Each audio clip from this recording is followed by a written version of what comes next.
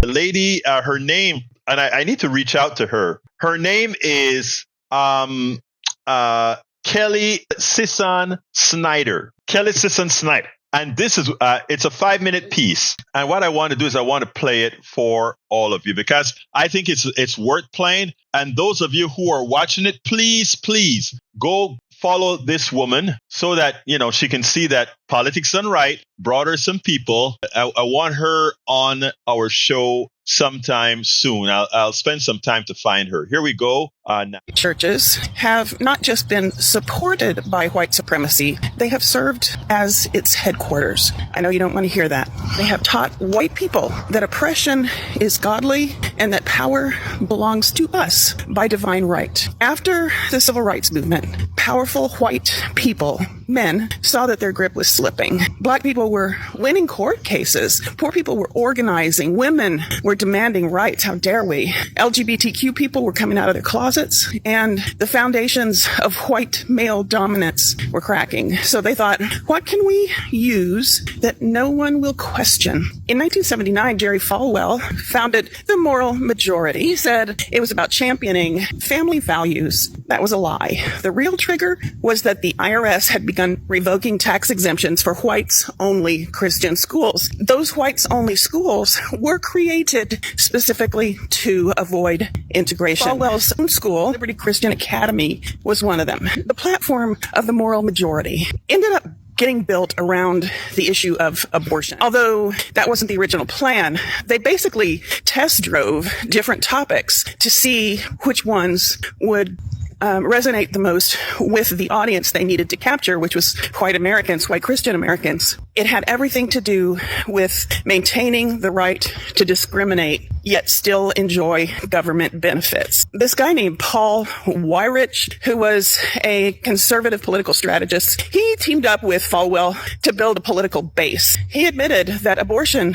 had not really motivated white evangelicals until it became politically useful. Their real grievance was losing control over who could sit in their classrooms, walk into their churches, and live in their neighborhoods. Once they realized that abortion could mask their racial panic, they made that their headline issue. They built a movement that turned pulpits into propaganda platforms. Sunday services became political strategy sessions. That's illegal. You're not supposed to be able to do that at a church if you're getting tax exemption. Ministers told white families that their enemies were not the wealthy elites exploiting their labor. They were not the politicians cutting their wages and stealing their pensions. The churches pointed to the poor, the black, the brown, the queer, the immigrant. Those people are the ones that are taking food out of your children's plate. They told white people they were being persecuted every time they were asked to share. And yes, I understand what it means for me to say this out loud. I know what it means to say that the church, something which is so sacred to so many, has been a central engine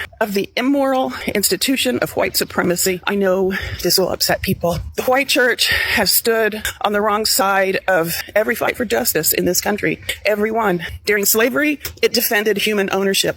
During Jim Crow, it defended lynching and segregation. Christian church members attended lynchings and brought their children to steep them in that evil. During the civil rights movement, it defended denying benefits to black people. During the rise of Trump, it defended cruelty in the name of religious liberty, as if Trump has a clue. Some churches resisted. Yes, there are liberal churches who have a strong history of being on the right side of these issues, but most didn't. Most chose comfort. Even now, white churches help elect leaders who lie, steal, incite violence. They wage war on education. They call justice wokeness as an insult. They are consuming a message that keeps them at the center with the elite in their minds. They choose white power over compassion, over empathy.